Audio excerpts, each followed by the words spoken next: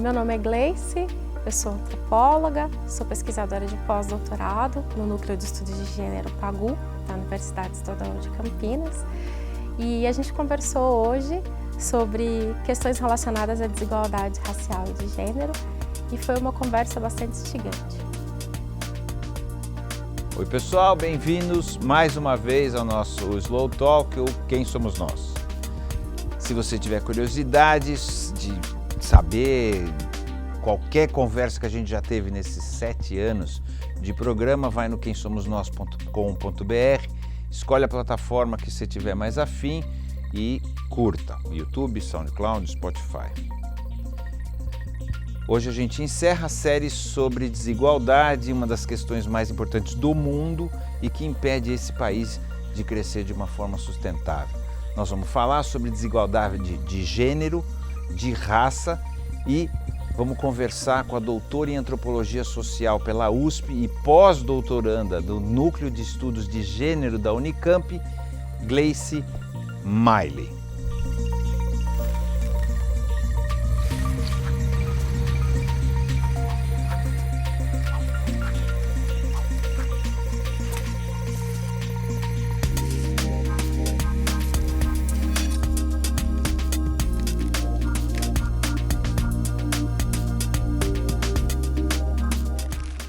Quem é você?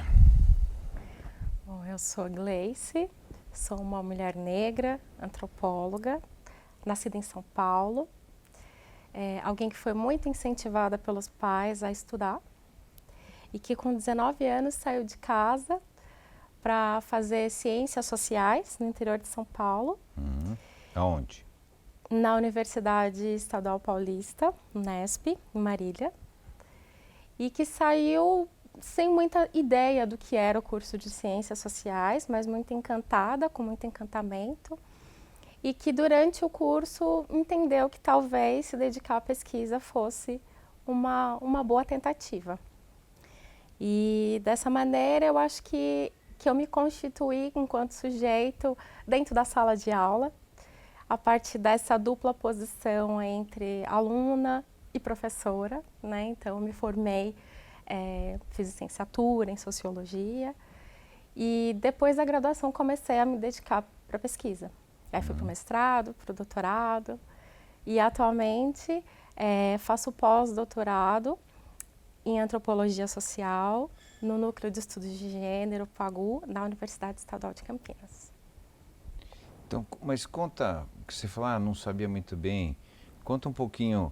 Porque você podia ter escolhido qualquer coisa. Por que sociologia? Da onde veio isso? Que tipo de influência que te fez escolher sociologia? Você estudou, tá certo? Teus pais te forçaram, pelo que eu entendi, a estudar, né? Não bem forçaram. Eu acho que para a população negra, o investimento nos estudos é extremamente importante, né, para a própria mobilidade social. Né? Então, eu acho que desde muito nova, de alguma forma, eu intuía esse processo. Né? Meus pais não puderam estudar como eu pude, né? Mas meu pai, especialmente, tinha um grande desejo. Então, eu acho que tem um investimento. O que assim, eles faziam? O desse que teu pai fazia, sua mãe fazia? Meu pai é policial militar, aposentado, né? E minha mãe era telefonista no antigo Banespa. E meu pai era essa pessoa, assim, uma pessoa muito idealista, cheia de ideias. E eu, desde pequena, fui muito questionadora. E eu acho que, bom, eu cresci, passei minha infância na Vila Industrial, Zona Leste de São Paulo, e minha adolescência no Jaraguá, que é periferia da Zona Noroeste de São Paulo. E eu estudava no centro. E passando... Escola pública ou escola particular, Colégio da Polícia Militar. Ah, né? Você teve essa... Vinculado ao meu pai. E esse trajeto que eu fazia do Jaraguá até o centro me fazia olhar para todo um processo de desigualdade social que eu identificava, né, no bairro onde eu morava, mas que de maneira muito intuitiva.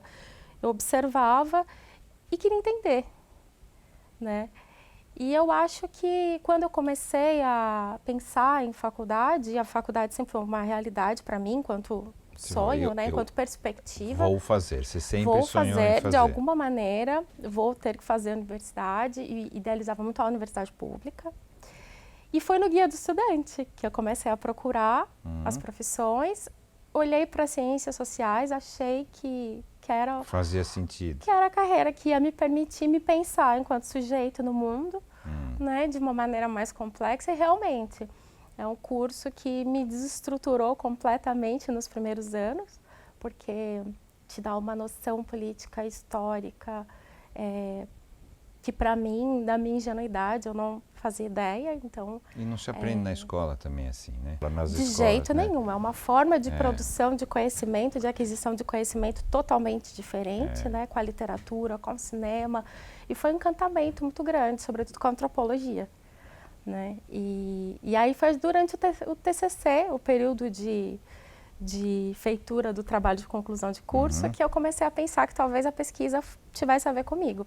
Sempre achei que eu seria professora, sempre me identifiquei muito com essa profissão, mas a pesquisa também me pareceu uma ótima trajetória. E aí eu fui para o mestrado na Unicamp e fui estudar o tema de religião. Religiões afro?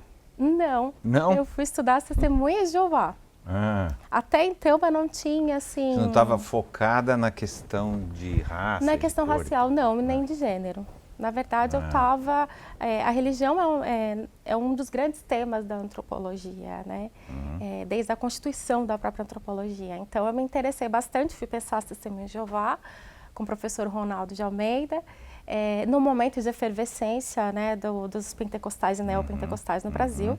E eu fui entender o que fazia com que, em um país onde de uma pluralidade religiosa, né, tão assim forte, o que fazia com que pessoas escolhessem uma denominação religiosa tão restritiva, sob vários pontos de vista, né? Então, foi movida por essa curiosidade, né, e tentando entender mais ou menos qual era o papel que as Testemunhas de Jeová desempenhavam no campo religioso brasileiro, que eu fui fazer essa pesquisa. E no final do mestrado, eu me dei conta de que eu estava um pouco fora dos meus interesses de pesquisa até então. E comecei a olhar para as relações raciais. Você estava branca demais, assim, é isso? Eu estava descentrada. Estava fazendo opções como... Descentrada dos meus estudos, né? E achei que fazer um investimento em mim era uma opção mais interessante. E aí eu comecei a procurar questões. E eu tinha alguns amigos que frequentavam a Feira Preta, e tinha ouvido falar muito pouco na feira, e aí eu fui atrás dessa feira. Por sinal, ela aconteceu nesse final de semana, foi sua 19ª edição. E quando eu fui atrás da Feira Preta, eu descobri um universo, assim, que me pareceu muito interessante, que na verdade era uma feira que se propunha combinar atividades de comércio de produtos segmentados, voltados à comunidade negra, e atividades culturais, né? Combinava essas duas atividades. E era uma feira que, no momento em que eu descubro, ela já tem 10 anos de existência, né? Uma feira que acontecia em espaços de pavilhão, de exposição, e fico totalmente encantada e começo a me questionar sobre as relações entre a produção desse mercado de consumo e o ativismo político. E também você se perguntou, por que eu não sabia disso? Mais ou menos. Eu circulava por algumas pessoas que já estavam muito próximas da feira, através de coletivos culturais, né, que foi um momento de efervescência das políticas culturais, né? Então tinha alguns amigos, mas eu realmente não estava engajada nessas atividades. Então, e também não estava em São Paulo, né? Eu estava em Campinas. Então, quando eu volto para São Paulo, começo a trabalhar, dar aula numa escola, eu começo a me aproximar desses amigos e chego até a feira. Então, e aí foi um clique, assim, daí para diante? Foi um clique. Já sei qual é o meu caminho. Tem alguma coisa interessante acontecendo, nessa feira que diz respeito a uma mudança do país e que eu preciso entender. E aí foi todo o meu investimento durante 5 anos nessa pesquisa, né? E, de fato, a ideia da questão do empreendedorismo era extremamente importante porque ela envolvia um entendimento de que existia um nicho de mercado pouco explorado, né? Que existia um consumidor negro que tinha necessidades específicas que não eram atendidas pelo mercado. E a ideia da feira era reunir diferentes produtores, né, de produtos que vão ali, de livros a roupas, cosméticos, né, acessórios, sobretudo voltados para as mulheres, né, e era uma forma de incentivar a circulação de dinheiro dentro da comunidade negra também. Né? Ao mesmo tempo, essas práticas de empreendedorismo estavam associadas a uma crescente precarização do trabalho já sentida desde aquele momento. Né? Então existia... Era a única saída, né, na verdade. Havia algumas contradições. Você cria o seu próprio emprego porque você tinha perdido o outro, né? Sim, ao mesmo tempo tinham porque pessoas... Porque é um pouco estranho, o cara que vai vender cachorro-quente é um empreendedor porque Sim, foi forçado... A Feira Preta começa, né, assim, no momento em que essa lógica, essa relação com o empreendedorismo se fortalece, né? Mas boa parte desses empreendedores também estavam tentando se constituir nesse mercado. Então, eram pessoas que estavam trabalhando em outras áreas e vendo se em que medida funcionava, né? Testando seus negócios, né? E vendendo apenas pela internet. E a feira, ela funcionava como uma espécie de laboratório para identificar esse consumidor, as possibilidades de consumo, né? Então, onde você meio que faz uma sondagem das possibilidades de consumo do seu produto, né? E inicialmente era um projeto que reunia produtores de São Paulo, né? E essa feira vai ganhando um tamanho, proporções muito grandes e se torna um grande empreendimento, né? Que é realizado uma vez ao ano e que hoje reúne empreendedores de várias regiões do país, né? Cerca de 100 empreendedores. E que tem, sim, uma proposta política de inclusão da população negra no mercado, né? E através dessa pesquisa eu acabei chegando nas relações de gênero, porque, por um lado, todos os produtos, em sua maioria, eram voltados para a população negra, e, por outro lado, a maior parte das empreendedoras eram mulheres negras e a maior parte das consumidoras também. Né? E aí, no final de 2016, quando eu já estou finalizando a minha pesquisa, eu começo a entender que existem discursos do feminismo negro que começam a permear esses produtos, a produção dessas mulheres e a identificação dessas mulheres com esses produtos, né? Com a estética que esses produtos oferecem. E aí eu avanço, termino a tese de doutorado e avanço no pós-doc, tentando entender, que é o que eu estou fazendo hoje, tentando entender, a partir da categoria de empoderamento, que é uma categoria que ganha essa cena, as confluências entre práticas de empreendedorismo e, ao mesmo tempo, discursos do feminismo negro. Uau! Tá bom, vamos voltar um pouco, quer dizer, a gente tem, acho que hoje não se discute, fora o cara lá que tentou ser o diretor da Palmares, o quanto a escravidão foi horrorosa, né, no país, e o quanto a saída da escravidão foi muito mal feita, vamos dizer assim, a ponto de ter jogado toda a população que era escrava, jogado na rua, né, vamos chamar assim. E que um dos grandes problemas que a gente tem é a gente nunca ter lidado, nunca ter feito de verdade uma ponte. Hoje nós estamos falando sobre inserir a população negra no consumo, que é 100 anos depois, né, mais de 100 anos depois. Então, assim, historicamente, e eu queria a tua opinião, por que você acha que foi feito assim, né? Historicamente sempre foi abandonado, né? Assim, existe um país abandonado, né? E que, como a gente estava falando antes, dos anos 2000 até 2015, mais ou menos, é que se olhou de um outro jeito, né? Então eu queria o teu olhar assim, histórico de como é que a gente chegou aqui ou por que que a gente não conseguiu mudar de lá para cá e só agora que estamos começando uma coisa que devia ter começado há mais de 100 anos.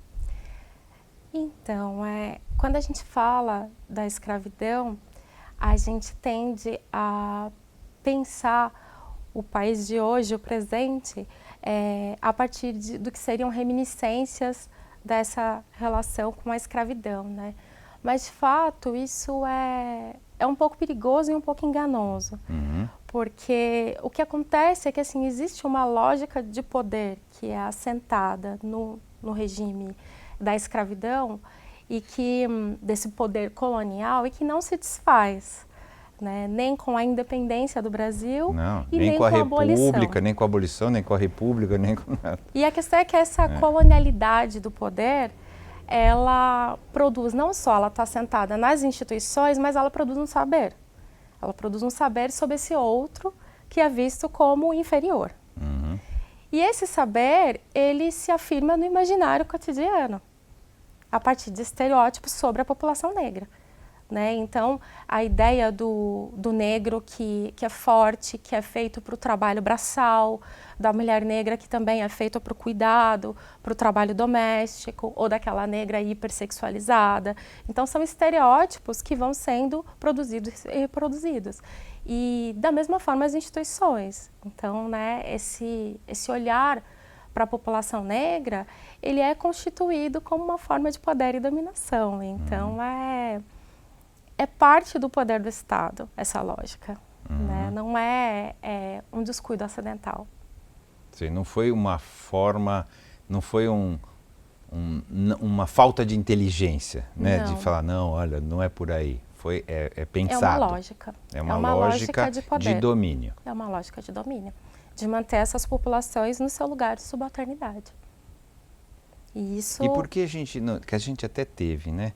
Mas assim, por que as nossas revoltas, né, foram poucas, né, na verdade, em relação ao que deveria ter sido pelo grau de desigualdade que o Brasil vem mantendo há séculos, né? Mas assim, vamos falar só do último século. Só do último século. porque senão a gente vai, né, assim, por que não existem, por que você acha que a gente não conseguiu ter revoltas muito fortes em relação a isso? Na verdade, eu acho que houve várias tentativas. Que foram sufocadas violentamente, né? Houve várias tentativas, então também é um engano nosso dizer que não houveram revoltas. Houveram, mas por que não foram tantas e a coisa dura sufocadas. tanto? Como? Por que dura tanto, né, esse preconceito, essa dominação e etc? Porque mantém uma parcela pequena da população num estado de grande privilégio. Né? Então, é por isso que se mantém. Agora, a reação, ela foi muito grande. Então, pensando já em termos das relações raciais e de gênero, trazendo as mulheres para a discussão, por exemplo, desde a década de 30, na década de 30, a gente já tem Laudelina de Campos Melo, que era vinculada ao Partido Comunista e à Frente Negra Brasileira, que criou o primeiro sindicato de trabalhadoras domésticas no Brasil. Então, assim, teve muitas resistências na década de 50 e aí, novamente, nós somos sufocados por uma ditadura, né? E é, sobretudo, no período de redemocratização que essas mulheres começam, de fato, a agir politicamente a partir do Estado, né? Então, assim, vários movimentos foram sufocados, mas, ao mesmo tempo, tem um esforço de redefinição desse sujeito negro no Brasil, né, e que eu acho que pode ser bem observado entre as décadas de 70 e 90, né, que é essa tentativa de ressignificar o lugar do negro no Brasil. E aí nós temos várias intelectuais negras extremamente importantes, Beatriz Nascimento, Lélia Gonzalez, Sueli Carneiro, Luísa Bairros, que vão tentar pensar a constituição dessa mulher negra enquanto sujeito de direitos, né? E eu acho que esse é um legado que a gente está tendo a oportunidade de do qual a gente está tendo a oportunidade de se beneficiar hoje, né? Porque foram mulheres que entraram na universidade no momento em que realmente não havia negros na universidade, que estavam produzindo teoria, mas que ao mesmo tempo estavam vivenciando um momento em que os movimentos sociais estavam se institucionalizando no Brasil, através de ONGs, por exemplo, né? E que estavam ali interessados em produzir dados sobre todos esses processos de subalternidade da população negra, né? E no caso das mulheres, dados sobre a violência, sobre os descuidos na saúde, sobre a relação do trabalho, a educação, né? E a produção desses dados foi extremamente importante para desvincular esse sujeito, como Sueli Carneiro fala, da subcidadania no Brasil, como um sujeito de direitos, de fato, né? Então, quando a gente tem essa virada nos anos 2000, quando a população negra começa, de fato, a vivenciar algumas políticas públicas, é porque a gente tem um esforço do movimento negro e do movimento dessas mulheres, de fato, de uma demanda grande, uma pressão grande no Estado, né? Então, eu acho que quando a gente pensa isso, a gente coloca em perspectiva o que foi esse processo de resistência da população negra, que é uma resistência que se dá de várias formas, por meio das instituições, mas também ressignificando as nossas formas de conhecimento, né? Então, acho que quando, em 95, a gente tem a marcha dos 300 anos da morte de Zumbi dos Palmares, a gente tem um descolamento, né, da figura da abolição da Princesa Isabel para Zumbi. E a partir dos anos 2000, a gente também tem um deslocamento de Zumbi para Dandara, que seria a companheira de Zumbi. Então, isso diz muito a respeito de uma ressignificação da nossa história, né, de uma forma diferente de contar a nossa história, né? Como está hoje, então? Qual é a forma hoje? Como que se olha hoje? Qual é a maneira que está se contando a história? Então, eu acho que a gente pode contar, por exemplo, a partir da contribuição preciosa de Beatriz Nascimento, quando ela começa a pensar os espaços de produção de intelectualidade negra, como quilombos, quando ela ressignifica essa categoria de quilombo, e ela vai dizer, não, a gente não pode pensar o quilombo como esse espaço do negro escravizado, mas é um espaço de potência, de resistência, de criação, e ela começa a pensar nos quilombos urbanos, né? E hoje tem toda uma discussão a respeito do modo como esses espaços de atuação negra, seja vinculada à arte, seja vinculada à militância, ou mesmo aos mercados, como são espaços de ressignificação dessa história de resistência, de autoestima, de construção de representatividade, né? E na virada dos anos 2000, de fato, com a inclusão, com uma relativa democratização do acesso ao ensino superior, a gente começa a ver, sim, mais negros dentro da universidade. Com as cotas, não é isso? Com as cotas, e que é extremamente importante, junto com essa também ampliação das políticas culturais e com esse relativo aumento do poder de consumo da população, a gente vê um outro perfil dentro da universidade, que já não está mais tão isolado como estavam essas intelectuais na década de 80. Né? E que, movido por esse novo momento, começa a pensar, a produzir teoria, pensando em novas formas de coalizão, né? Então, pensando não só em demandas específicas, mas pensando em termos de justiça social, no sentido mais amplo, né? E que, ao mesmo tempo, começa a reivindicar essas autoras para pensar o presente. Né? Então, não é à toa que, por exemplo, algumas das autoras afro-americanas têm sido recentemente traduzidas para o português. Né? As obras que têm sido traduzidas para o português, é muito importante que se diga, são obras que foram escritas entre a década de 80 e 90. Né? Então, isso diz respeito a todo um processo de invisibilidade dessas mulheres, desse debate na cena acadêmica. Então, é nesse momento, em função de uma demanda muito grande de mulheres negras que estão traduzindo essas obras, né, e de uma demanda que é de um consumidor, que essas obras começam a ser traduzidas. O que é muito interessante a gente pensar que justo no momento de crise do mercado editorial, o consumo, né, da população negra seja...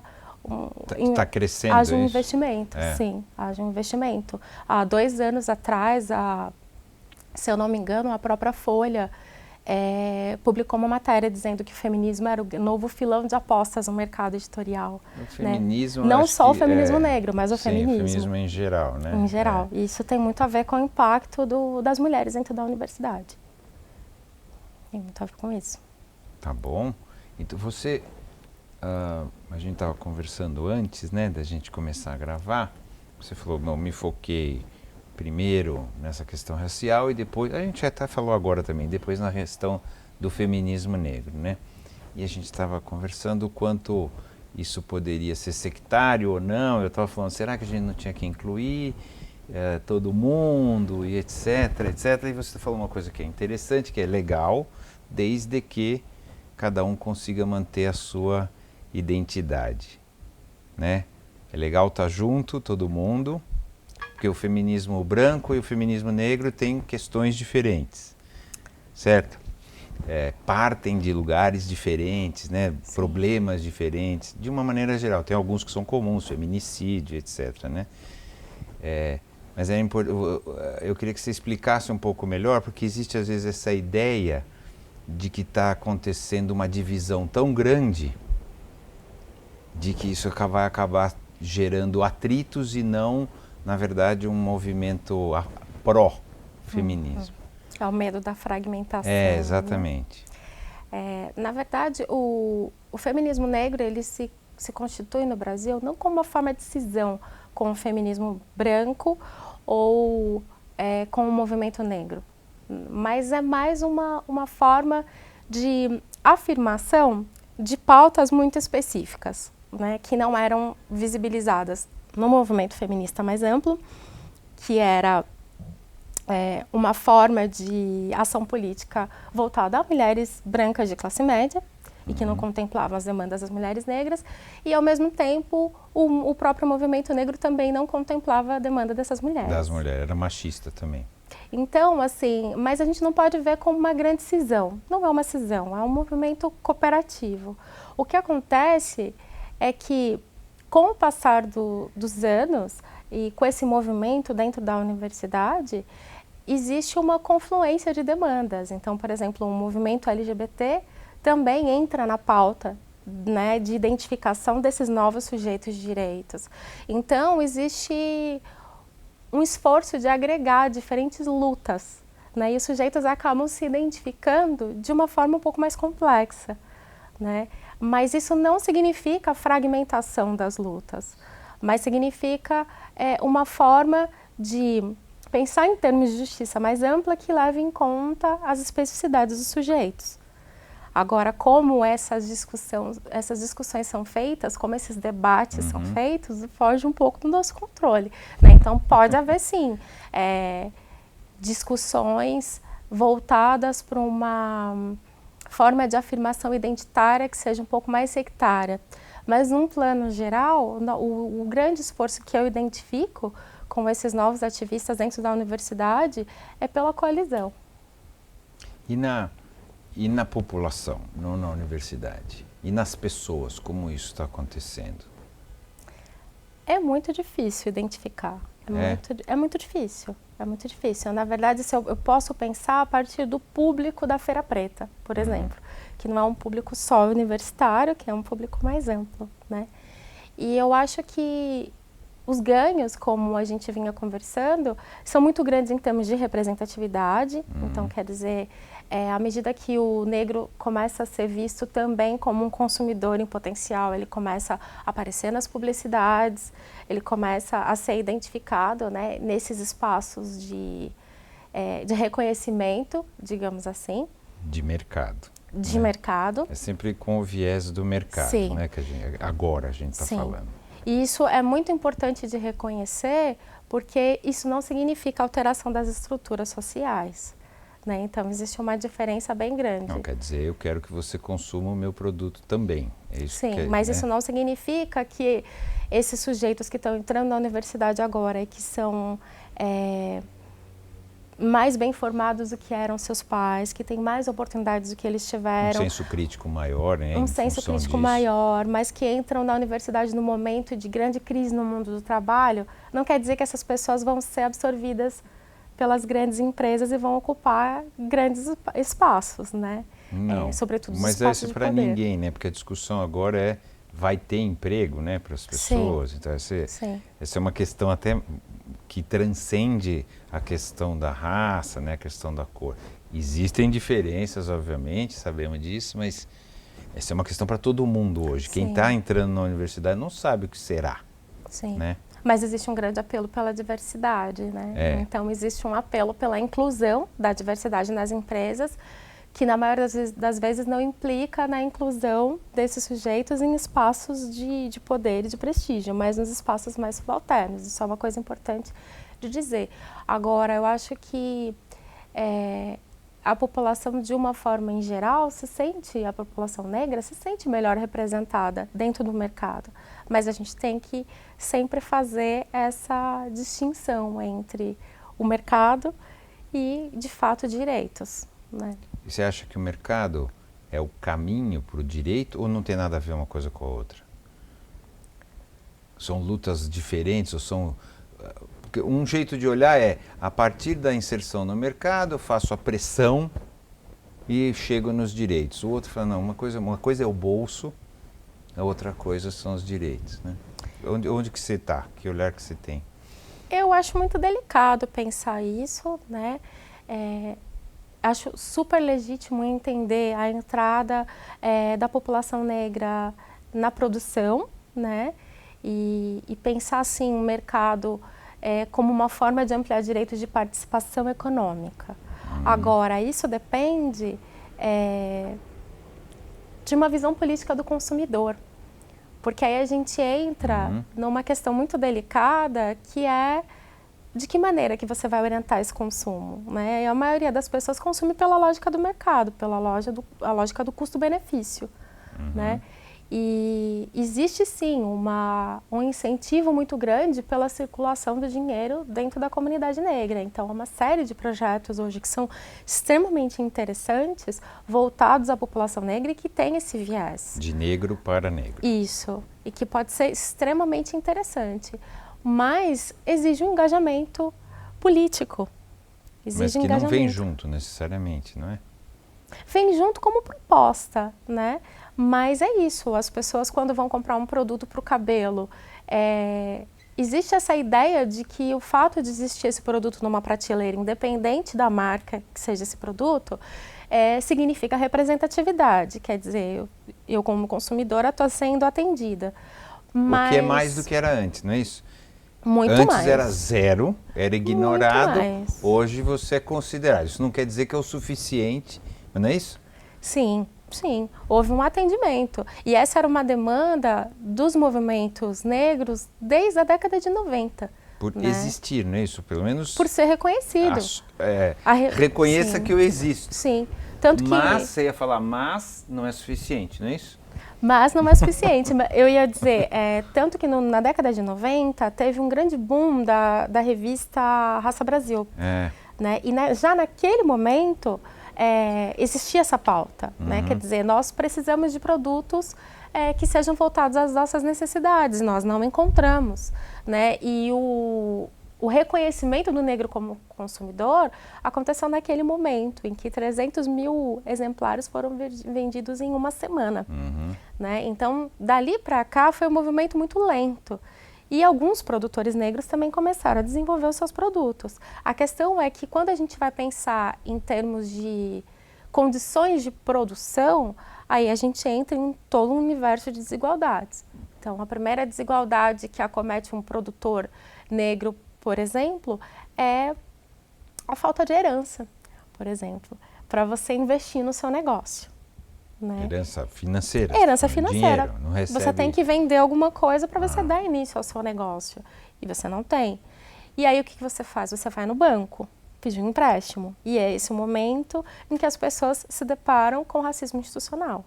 É muito difícil conseguir crédito bancário. É muito difícil. Geralmente, Mas quando é as por falta pessoas... de dinheiro ou pela cor? Pelo racismo. Pelo racismo. Essa é uma queixa, uma grande queixa. Se for um branco na mesma condição, você acha que ele vai ter... Acha não, você sabe que vai ter mais facilidade um branco na mesma condição financeira do que o negro? Não posso dizer que eu sei, Não, mas essa é a queixa. Esse é o argumento dos meus interlocutores de pesquisa, que eles precisam de determinado valor e eles sempre conseguem muito menos do que eles precisam ou não conseguem. E esse é um desafio não só para pessoas que estão começando os seus negócios, para pessoas que já têm um negócio. Então, realmente é uma questão muito importante e que produz uma desigualdade imensa, né, em termos de condições de produção. Então, quando vem as grandes marcas e começam a investir nesse público, elas também estão atentas que investir nesse público exige um certo discurso político. Então, seus produtos também são investidos de uma retórica política. E o sujeito que consome esses produtos já se sente consumindo de uma forma engajada, ou digamos assim. participando disso. Sim. Então, E você acha que isso é hipocrisia, é isso? Não, eu acho que isso faz parte do processo. Eu acho que só que é difícil você conseguir produzir uma igualdade de direitos através do mercado. Essa é a lógica do mercado. Essa é a lógica do mercado. As pessoas compram dessa maneira e é importante que elas sejam vistas nos produtos, se reconheçam, se vejam representadas. Ou seja, não é um passo para a igualdade.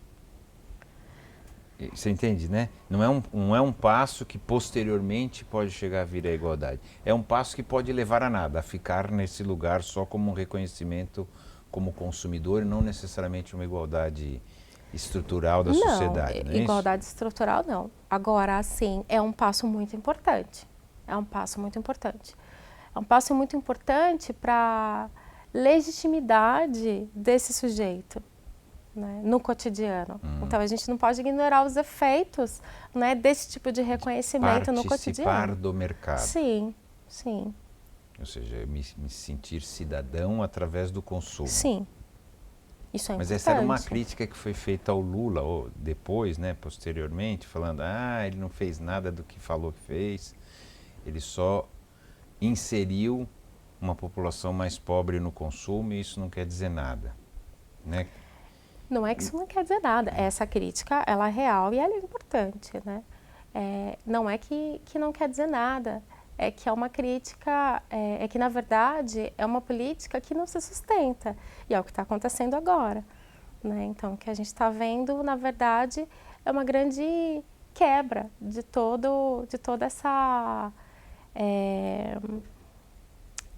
possibilidade de consumo, né, que foi desejado e que foi vivenciado durante alguns anos. Então, a gente está vivendo, de fato, uma quebra disso. Por um monte de razões, né? Não por um monte de razões. Não é pela inserção das pessoas, não é por isso. Por um monte de razões. Agora, isso não modifica, isso não altera o fato de que essas pessoas, de fato, têm se sentido mais representadas, independente de como elas consumam. Né? Então, faz muita diferença você passar num túnel de um metrô, como aconteceu há um mês atrás, e ver uma propaganda de uma marca de produtos para cabelo, com uma mulher negra com cabelo crespo. Faz muita diferença isso para o cotidiano. Eu nem imagino, né? Eu ia falar, eu imagino, mas não é porque eu não passo por isso, nunca passei. Sim. Mas assim, eu posso tentar imaginar, né? Que de repente, olha, agora é para mim, né? Sim. Agora conversa comigo. Tem um impacto absurdo, porque é o que a gente estava conversando antes. O primeiro território de exploração, de dominação colonial é o próprio corpo. Né? Esse corpo que é investido de uma série de estereótipos, é esse corpo que é destituído de qualidades. Então, quando você começa a agir, essa ação política, essa intervenção política no próprio corpo, ela é fundamental para esse sujeito. Né? Então, para a identidade, é isso? Para a produção de um orgulho, para a ressignificação de si enquanto sujeito de direitos. Então, o investimento nessa estética, ele é constitutivo da luta da população negra. Então, numa estética negra. Sim. Né? Porque o investimento na estética, assim, quando se fala do corpo negro, ele sempre foi valorizado como corpo. Não como indivíduo, mas como corpo, não é isso? Ou da negra, da mulata, ou do negro que é forte, bonito, não é isso? Assim, mas era, você entende? Era como desse olhar do branco para cá, não é isso? Mas é um olhar de dominação. É. Né? O que é o corpo da mulata? É um olhar de dominação. Então, o olhar do branco para lá. Isso. Quer dizer, era focada mais no corpo até, menos a mente, né? Sim, é o corpo, é a sexualidade, né? Então a possibilidade... A possibilidade de você ressignificar isso e você produzir esse corpo que vai entrar dentro da universidade, por exemplo, tem um impacto absurdo no imaginário cotidiano, né? Há um tempo, acho que foi esse ano, saiu uma matéria no El País que falava sobre os episódios de racismo que alunos que entram através das cotas, né, nas universidades públicas e particulares, através de outros programas de inclusão, da experiência dolorosa de racismo que esses estudantes vivenciavam. E o que é interessante é que o cabelo é um dos elementos que é mais representativo dessa forma do racismo, de como o racismo aparece. Então, essa constituição do sujeito através da estética do cabelo, é uma forma de cabelo, resistência. É uma forma de resistência, de realmente se colocar nesse espaço, se afirmar e se proteger.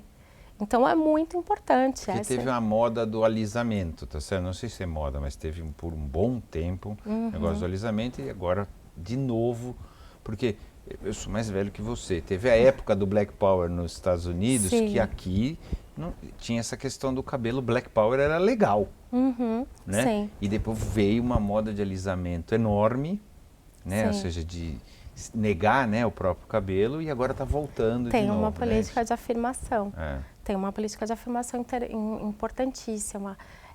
A década de 70 foi muito impactante para isso também, né? Desde aquela época, tem vários estudos sobre isso, né? Sobretudo a partir dos anos 2000, sobre a importância da estética dos salões de cabeleireiro, de toda a sociabilidade que se configura nesses espaços, né?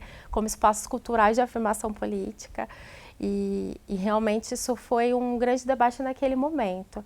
E agora ele está reaparecendo, né, com esse impacto do próprio mercado, né, que aparece e começa a falar desse sujeito de uma forma bastante específica, né. Os próprios outdoors sobre que fazendo publicidade de universidades também sempre colocam pessoas negras e não é à toa, né. Então realmente existe sim um impacto no reconhecimento que é fundamental, mas isso não implica em transforma a redistribuição, sociedade, isso não implica em mudanças na estrutura.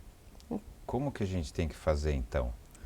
Qual que seria o caminho para a gente realmente conseguir chegar numa sociedade menos desigual? Igual não existe e nem sei se necessariamente tudo tem que ser idêntico, né? Não exceção em cor e tal. As pessoas têm diferenças, né? Mas assim, onde a gente diminua bastante a diferença de cor, de gênero, as diferenças de renda e etc.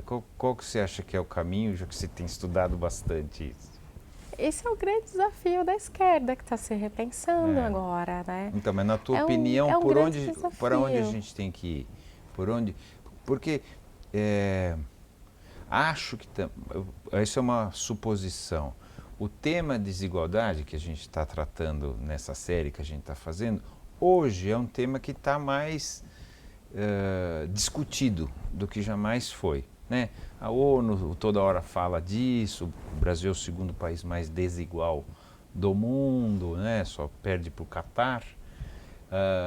Então assim, e se fala mais, e também parece que a elite descobriu que a desigualdade faz mal também para os negócios, né? Parece, não tenho certeza do que eu estou falando, mas até porque discute mais isso.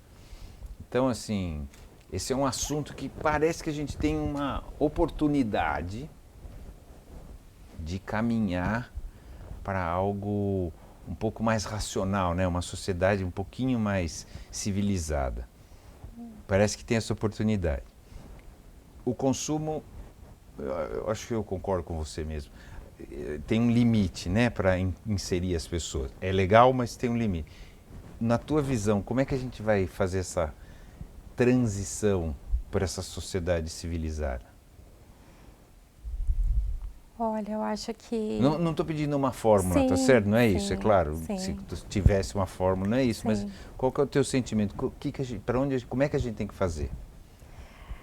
Primeiro que a gente está vivendo uma grande política predatória, né, em todos os termos, né?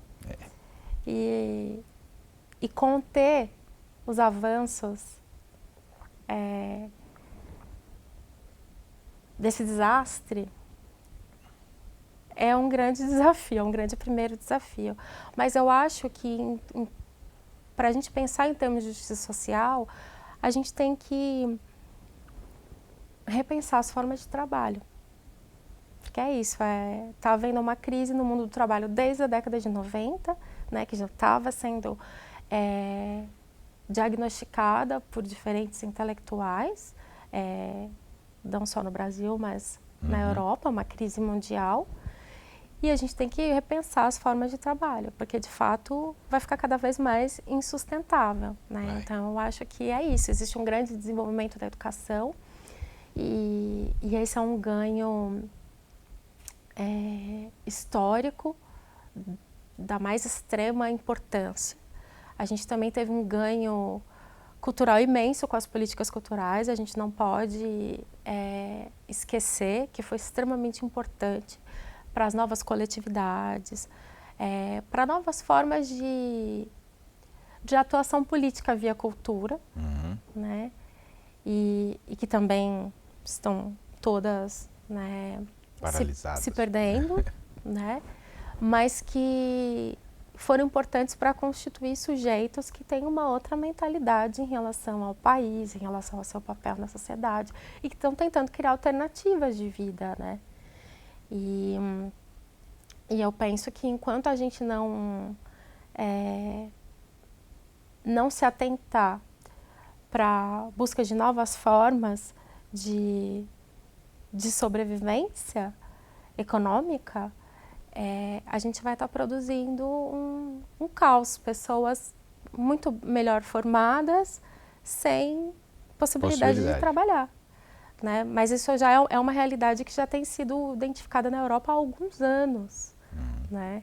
E eles também não estão sabendo lidar com isso. Então, a gente tem um problema em escala global. Então, essa questão da inteligência artificial, né, que realmente está e vai continuar substituindo boa parte dos trabalhos. Não os acadêmicos, né? Mas você está tranquilo, que é mais difícil. Tá certo? Mais ou menos, né? Porque é isso, tem uma grande... Mas existe, assim, tem aquela ideia da renda, que não é renda mínima, fala aqui, mas não é aquela renda... tem um outro nome, esqueci agora, universal, renda, alguma coisa e tal, que todo mundo receberia, né, alguma renda, para manter um pouco de estabilidade social. Sim. Né? Está em discussão, né? Essa está em discussão, obviamente existe, mas ninguém sabe, né? Assim, como fazer. Mas nós aqui temos, porque o problema da Europa realmente é muito parecido com o nosso, mas num patamar infinitamente diferente, né? Então, quando a gente conversa com as pessoas, não, mas lá também está ruim. Eu falo assim, mas está ruim aqui em cima, né? Nós estamos, o nosso é outro ruim, né? Então, o nosso é um ruim horroroso, né? Um ruim vergonhoso. Ali é um difícil, aqui é uma coisa vergonhosa, né?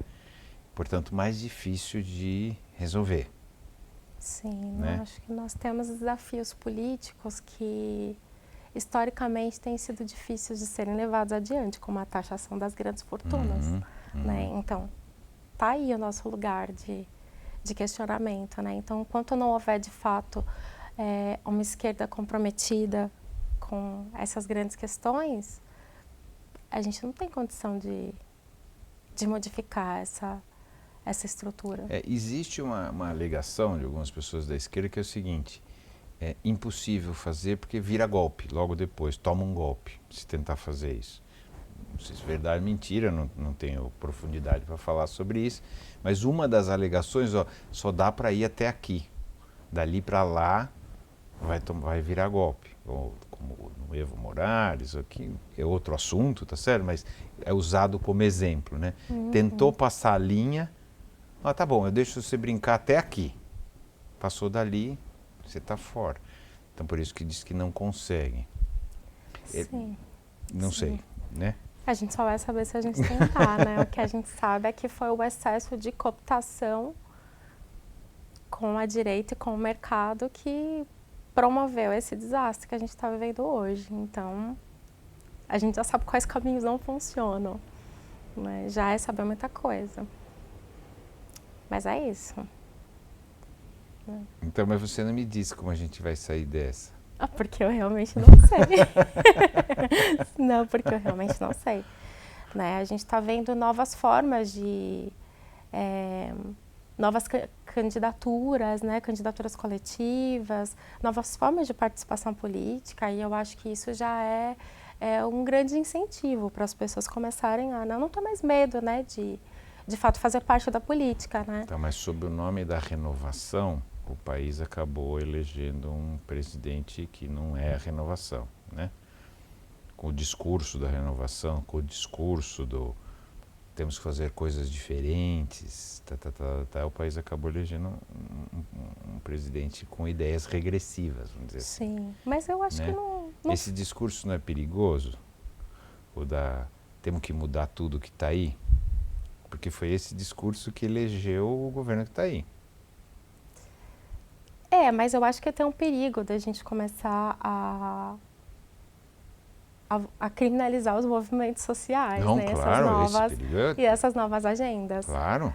Né? Então, claro. Esse é um grande perigo. Né? É a tentativa até de ONG, né? Tá certo? De criminal, até ONG da Amazônia está sendo criminalizada. Então. Tá certo? Então, mas assim, quando a gente fala assim, não, a gente precisa forçar, precisa mudar, precisa renovar, esse é um discurso que é sempre apoderado de alguém se apodera desse discurso para não fazer isso, não é isso? Historicamente acontece assim, né? Vamos mudar, Sim. vamos mudar, vamos mudar, eu sou o cara que vou mudar, e aí não acontece. Não é? Mas a gente pode considerar que parte desse discurso foi efetivo, né? Na virada dos anos 2000, a gente realmente teve uma grande mudança de alguém que dizia que ia mudar. E eu acho que agora é isso, é essa esquerda que precisa se repensar, é assumir os seus erros e ver as condições de possibilidade de novas coalizões, digamos assim, pensando naquilo que não funcionou.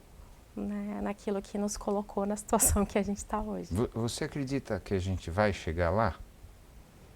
Pessoalmente falando. O que é chegar lá? Numa sociedade mais civilizada.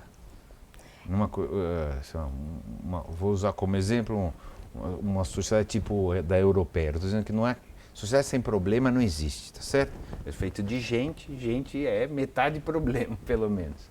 Mas estou dizendo uma coisa mais civilizada, uma coisa mais equilibrada. Você acha que o Brasil consegue chegar lá? Eu acho que a gente está vivendo uma revolução cultural e política muito grande.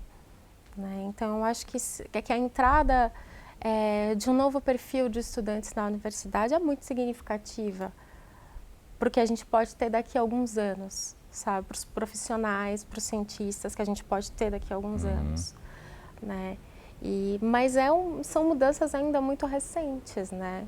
Em meio a um caos político e econômico muito grande. Então, assim, são coisas que a gente só vai conseguir entender melhor daqui 10, 20 anos. Mas como eu disse, assim, é uma política predatória absoluta. Então, em todos os níveis ambientais e eu acredito que tem certas coisas que não vão conseguir mais ser reparadas, não vão poder ser reparadas. Nunca mais? O meio ambiente, por exemplo. Então, esse é o perigo. A gente está em um momento muito delicado. Né? Mas você é otimista com o futuro? Eu tenho que ser. Tenho que ser diferente de ser. Tem que ser, às vezes é só para poder levantar de manhã e continuar a vida. Esse tudo bem, eu compreendo.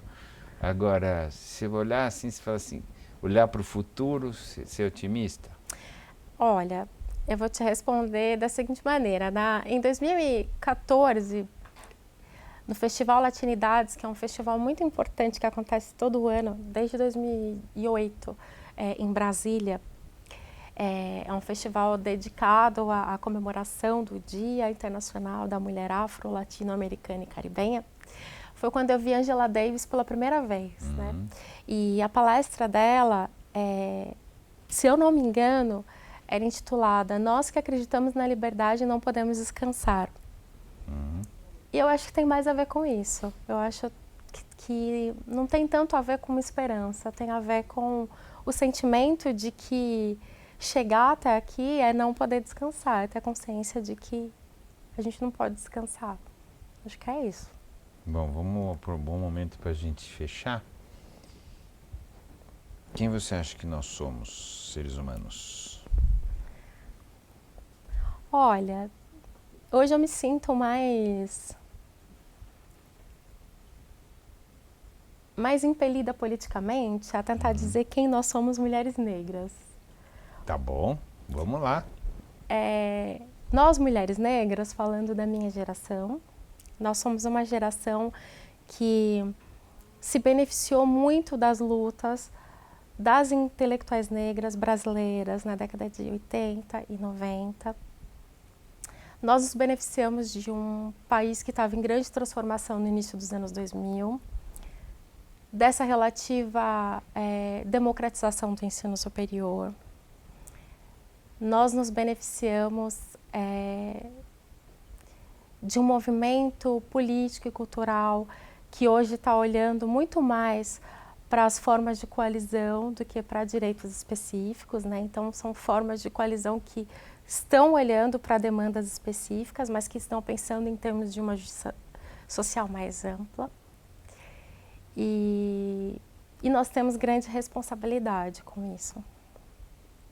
Acho que essas somos nós. Tá bom.